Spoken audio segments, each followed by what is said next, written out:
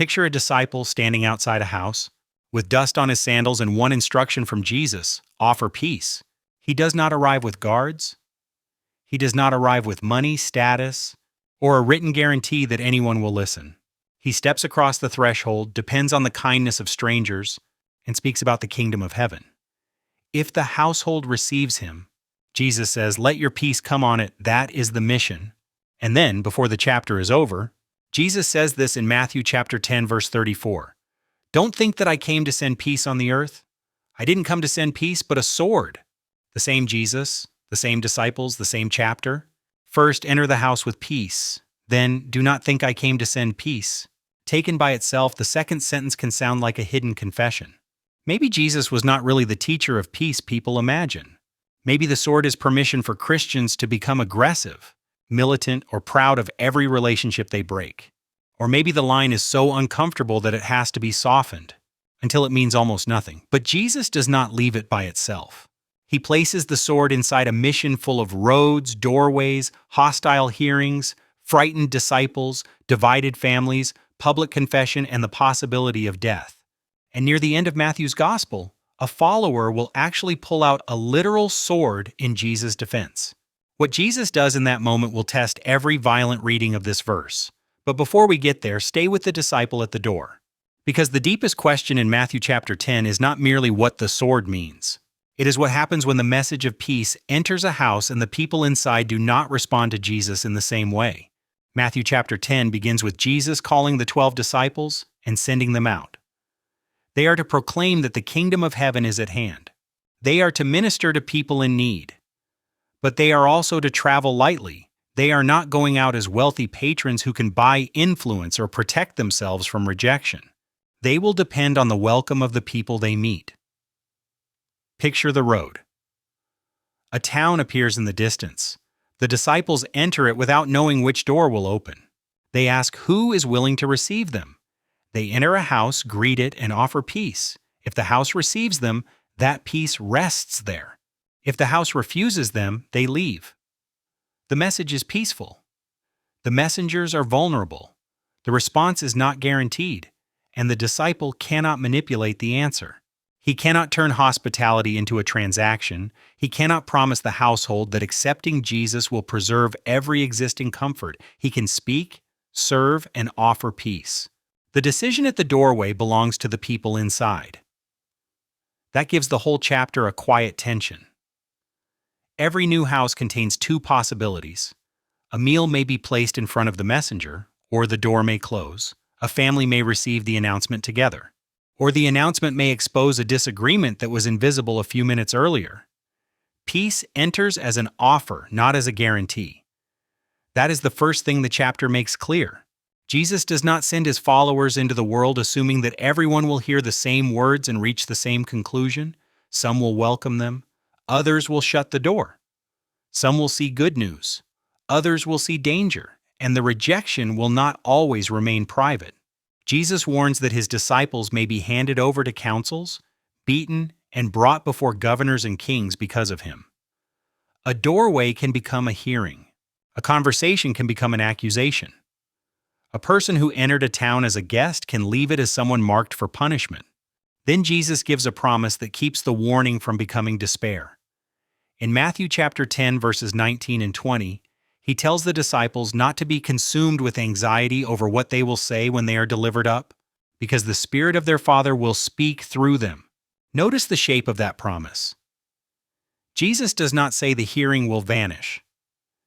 He says the Spirit will be present in it. The disciples are not promised a life without pressure. They are promised that pressure will not leave them alone. That matters for this passage because the sword saying is not addressed to powerful people looking for permission to dominate.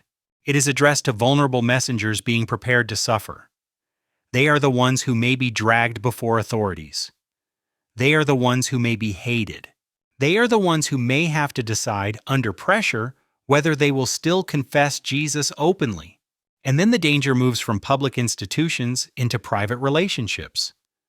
Jesus warns that brother may deliver up brother, that parents and children may turn against one another, and that his disciples may be hated because of his name. The chapter has already entered the household before the word sword appears. So picture the disciple again. The town has rejected him. The hearing is over. He has remembered the words Jesus gave him, spoken as faithfully as he could, and walked away. Then he comes home. The door in front of him is no longer the door of a stranger. It belongs to people who know his history, his habits, his weaknesses, and his place at the table. These are the people whose approval once felt secure. And now he has to tell them what he believes about Jesus. That is where the threat changes shape. A governor can punish the body. A family can make a person wonder where they belong. Public rejection says, "You are not welcome here." Family rejection can sound like you are no longer one of us. That is why the movement of the chapter matters. Jesus begins with roads and towns, but he does not stop there. He follows the cost all the way home. The hardest opposition may not come from the loudest enemy. It may come from the voice whose approval once carried the most weight. Immediately before Jesus speaks about the sword, he speaks about confessing him before others and denying him before others. The issue is not disagreement for its own sake. It is allegiance under pressure. One person in the house may believe. Another may think the family has been betrayed. One may hear hope. Another may hear rejection of everything the household has trusted. The words are the same. The responses are not. Then Jesus says, "Don't think that I came to send peace on the earth. I didn't come to send peace, but a sword." And the next sentences describe a man at odds with his father, a daughter with her mother, and a daughter-in-law with her mother-in-law. Jesus says that a person's enemies may be members of that person's own household. The passage tells us where the cut appears. Not first between armies, not first between nations, inside a family. The sword is a severe image for division surrounding the decision about Jesus. It does not turn the pain into something small. A divided household can wound more deeply than a hostile crowd. Public opposition may end when the hearing ends. Family tension can follow a person home, sit at the table, and remain after everyone stops speaking. A sword is not a gentle image because the experience is not gentle. Jesus is not describing a mild difference of taste. He is warning that allegiance can separate people who still know each other's voices, remember the same meals, and carry the same family history. That makes the verse more serious, not less. A figurative sword can still describe a real wound. But is that interpretation too easy? Are we replacing a sword with the word division because it feels safer? Luke's gospel gives a crucial comparison. In Luke chapter 12, Jesus gives a closely parallel warning. He asks whether his listeners think he came to give peace on the earth and answers, not peace, but division. Then Luke describes the same kind of household fracture. Father against son, mother against daughter, and mother-in-law against daughter-in-law. Matthew says, sword. Luke says division. Both take us into the same house. That does not mean the Greek word for sword means division. It means the immediate context and the parallel passage show what the image is doing. The sword communicates the severity of separation. Luke names the result. So the surface answer is now clear. Jesus is not commanding his disciples to attack people. He is warning that people will respond to him differently, and those different responses may divide even the closest relationships. But that still leaves the harder question untouched. Why does Jesus use the language of family enemies at all? And what is the disciple supposed to become when the people on the other side of the division are people he still loves? The household language does not begin in Matthew. Jesus is drawing on Micah chapter 7, verse 6. Micah describes a society coming apart from the inside. Violence has become normal. Leaders use their positions for gain. Judges can be bought. Trust between neighbors has collapsed. Even the relationships that should be closest have become unsafe. Then Micah names the household. A son treats his father with contempt. A daughter rises against her mother. A daughter-in-law against her mother-in-law. A person's enemies are inside the house. This is not a celebration of conflict, it is a lament. Micah is not standing over a broken family calling the damage holy. He is showing what a moral crisis looks like when it reaches all the way into ordinary life. Corruption no longer belongs only to rulers and courts. It has entered the room where people eat together. That background changes the emotional temperature of Jesus' warning.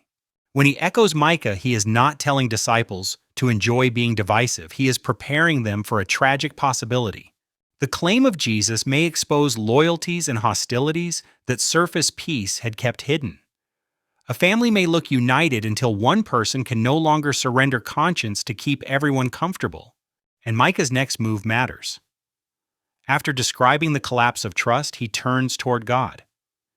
He says he will look to the Lord and wait for the God of his salvation. When human loyalty fails, Micah does not answer betrayal with betrayal.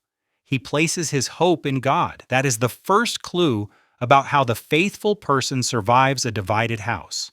Not by pretending the betrayal is painless, not by making the family's approval ultimate, and not by becoming a mirror image of the hostility on the other side. Micah looks beyond the room without becoming careless about what happened inside it. His hope moves toward God because the relationships around him can no longer carry the weight he once placed on them. That response becomes important when we return to Matthew, because Jesus now speaks directly about love.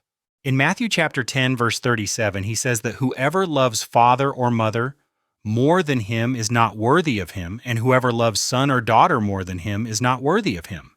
Those words are severe because family love is not trivial. A father is not a minor attachment. A daughter is not a disposable relationship. Jesus chooses the strongest ordinary bonds people know and says that even these cannot become the final authority over the disciple. That does not make family evil. It does not erase the command to honor parents. It does not permit neglect, contempt, abandonment of dependence, or emotional cruelty. Elsewhere, Jesus condemns religious reasoning used to escape responsibility toward father and mother. The issue is not whether the disciple loves family. The issue is whether family approval becomes the place where obedience to Jesus ends. Return to the imagined house. A father is not asking his son to stop being rude. He is asking him to stop confessing Jesus.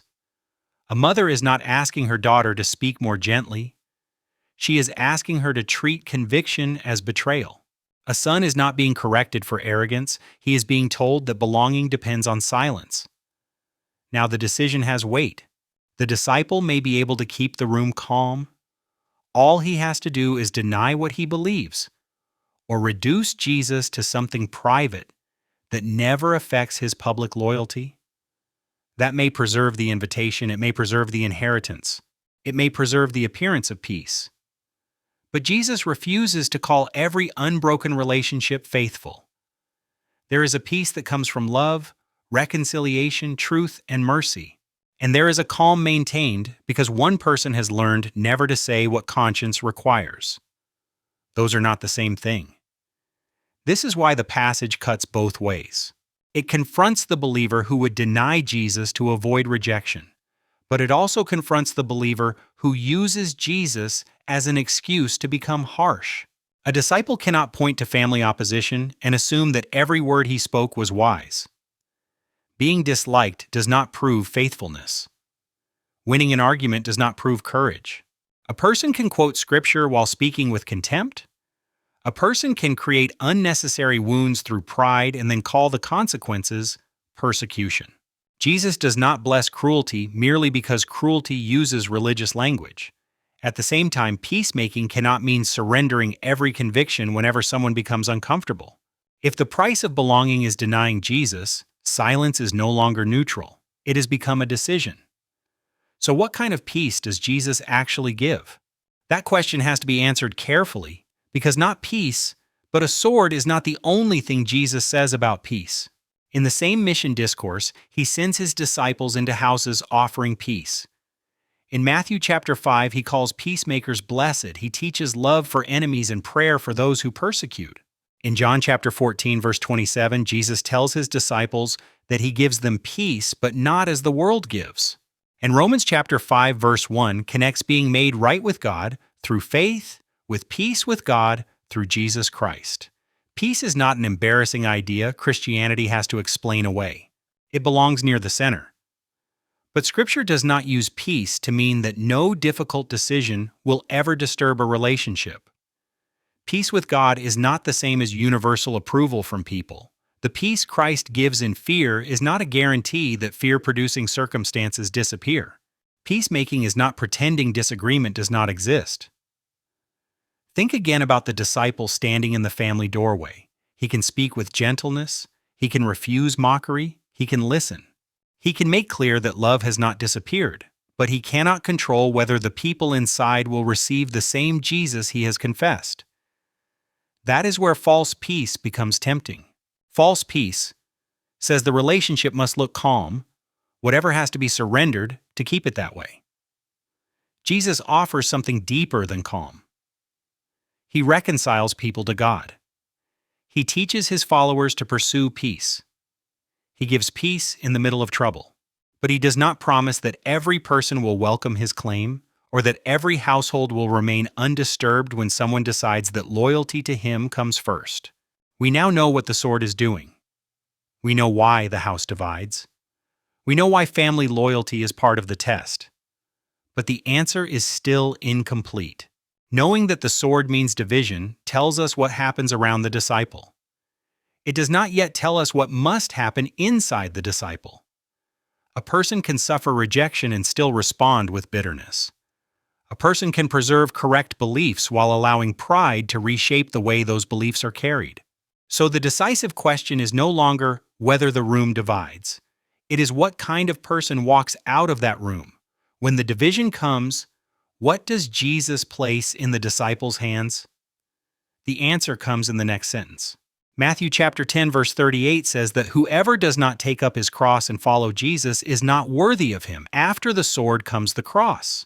For the first hearers, a cross was not a symbol of minor frustration. It belonged to Roman execution. To carry it was to move toward public shame, suffering, and death. Jesus has just described the possibility of a household divided by allegiance to him. Then he tells the disciple to prepare not to overpower the household, but to surrender self-preservation. That is the deeper answer. The sword describes the division that forms around the decision about Jesus. The cross describes the disciple's posture inside that division. The disciple is not handed a weapon and told to make people submit. He is told to follow Jesus even if the cost becomes personal. The life being surrendered is his own. The reputation at risk is his own. The approval he may lose is his own. Picture him outside the house again. The conversation has ended badly. Nothing has been repaired. He is tempted to go back in and force one more argument, to say one more cutting thing, to make sure everyone knows he was right. The cross calls him away from that kind of control.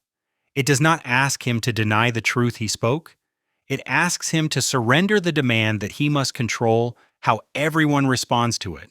He may have to leave misunderstood. He may have to carry grief that cannot be settled before nightfall. He may have to keep loving people who now speak of him as though he has become a stranger. This is why taking up the cross cannot be reduced to an irritating schedule, a difficult personality, or an inconvenience everyone experiences. In this passage, the cross stands where obedience collides with the instinct to save yourself at any price.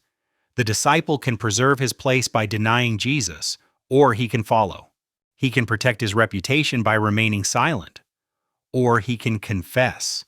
He can seize control and try to force everyone else into agreement, or he can accept that faithfulness does not control the outcome.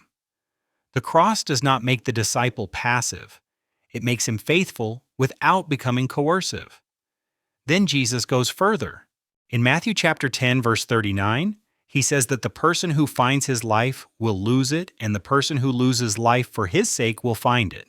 The movement of the passage is now clear. A confession is made. A division opens. The deepest loyalties are tested, and the disciple is called to surrender, not domination. That is why the title cannot be understood by staring only at the word sword. The controlling image for the disciple is the image that follows it, not the blade, the cross.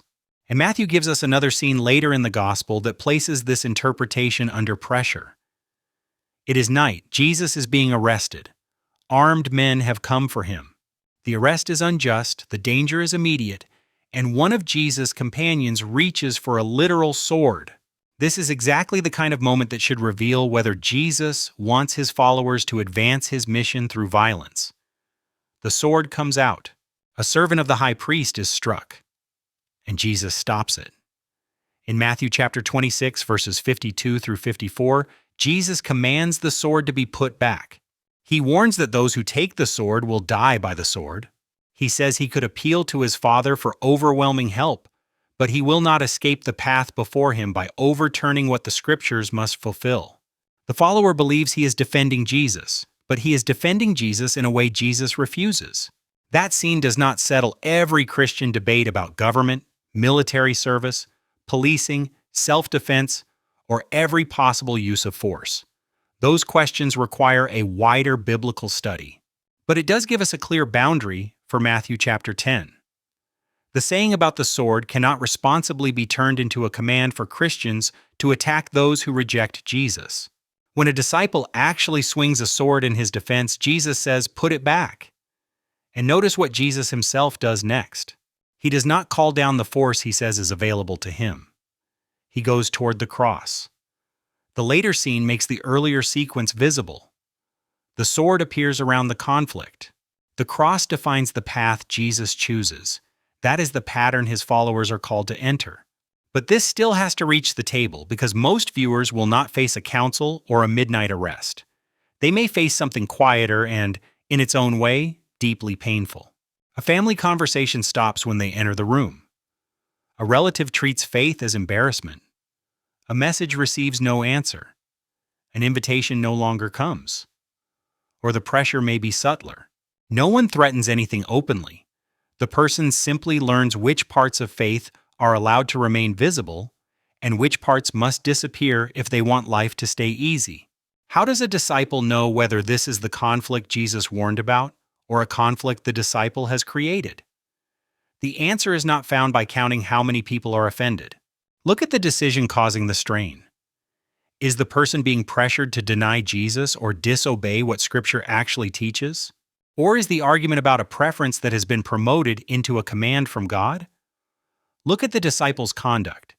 Is truth being spoken with humility, accuracy, and love? Or has the desire to be right become permission to humiliate? Then look at what the disciple is willing to bear. A cross-shaped response accepts personal cost without trying to force the other person into submission. It can set boundaries where a situation is abusive or unsafe. It can refuse manipulation, but it does not delight in retaliation, and it does not treat the person across the table as someone to crush. Suppose the disciple is mocked for confessing Jesus and answers without contempt. The relationship may still strain. That pain can be real even when the disciple has acted faithfully. Now suppose the disciple insults everyone in the room, refuses to listen, treats a political preference as the gospel, and then announces that Jesus promised division. That is not the same thing. The existence of conflict proves only that conflict exists. The cause and character of it still have to be examined. That examination may lead in two very different directions. In one case, a believer has spoken carefully, refused to deny Jesus, and been rejected anyway. The passage gives that person language for the pain. Jesus warned that the cost could reach the household. The believer does not have to pretend the rejection is imaginary or conclude that God has forgotten them. In another case, a believer has been careless, insulting, or domineering. The conflict is real, but the cause is not simply devotion to Christ. Here the passage does not provide cover. Faithfulness may require an apology, a correction, or repentance before another argument is attempted. Humility can admit the difference. And this is not victim blaming. A person facing genuine coercion, abuse, or danger is not required to stay exposed in order to prove love. Boundaries may be necessary. Distance may be necessary. What the passage forbids is the assumption that either total surrender or total hostility are the only faithful choices. This is one of the hardest parts of the passage because both compromise and aggression can disguise themselves as virtue. Fear can call itself peace. Pride can call itself courage. Jesus exposes both. The peaceful disciple is not the person who never says anything costly. The faithful disciple is not the person who makes every conversation costly. Christian witness holds truth and love together under pressure. It seeks reconciliation without surrendering allegiance. It refuses to deny Jesus, and it refuses to use Jesus as cover for cruelty. That may not repair every relationship immediately. Jesus does not promise that it will. Some people may continue to reject. Some wounds may take years to heal. Some situations may require distance for safety. The passage is not a guarantee of quick emotional resolution. It is a call to remain under the authority of Jesus when the room becomes divided. And the Spirit's promise from earlier in the chapter returns here with new weight. The disciple facing pressure is not told to manufacture a perfect speech by force of personality. The Spirit of the Father is present. That does not make every sentence automatically wise or remove the need for humility. It means the disciple is not abandoned when faithfulness becomes costly. Now return one last time to the first doorway. A disciple stands outside a house with peace to offer. He cannot decide whether the door opens. He cannot decide whether the message is welcomed. He cannot decide whether the people inside will hear hope or threat. What he can decide is how he enters. He enters without a weapon in his hand. He enters dependent on God. He speaks truth. He offers peace. And if the decision about Jesus divides the room, he does not turn the sword of division into a sword of retaliation. He takes up the cross. Matthew chapter 10 ends far from the noise of battle. Jesus speaks about receiving his messengers, receiving him and receiving the one who sent him. Then he names one small act of welcome, giving a cup of cold water. The chapter contains a sword. It also contains a cup. The sword tells the truth about what may happen when Jesus enters a house. The cup shows what it looks like when he is received, and the disciple standing between those two images cannot force either outcome. That is why Jesus said he came to bring a sword, not peace. He was not renouncing peace. He was refusing to promise a shallow peace untouched by the decision about who he is. His coming creates a line of allegiance, and that line can pass through institutions, crowds, friendships, and families. But the disciple is never told to draw that line with violence. The sword names the division. The cross names the way through it. So the follower of Jesus offers peace without pretending truth does not matter, confesses Jesus without turning confession into cruelty, loves family without making family approval ultimate, endures rejection without worshiping rejection as proof of faithfulness. The same disciple who hears the warning about the sword is still the disciple sent to the door with peace. And when the house refuses what he carries, he does not become the thing he fears. He leaves with the cross.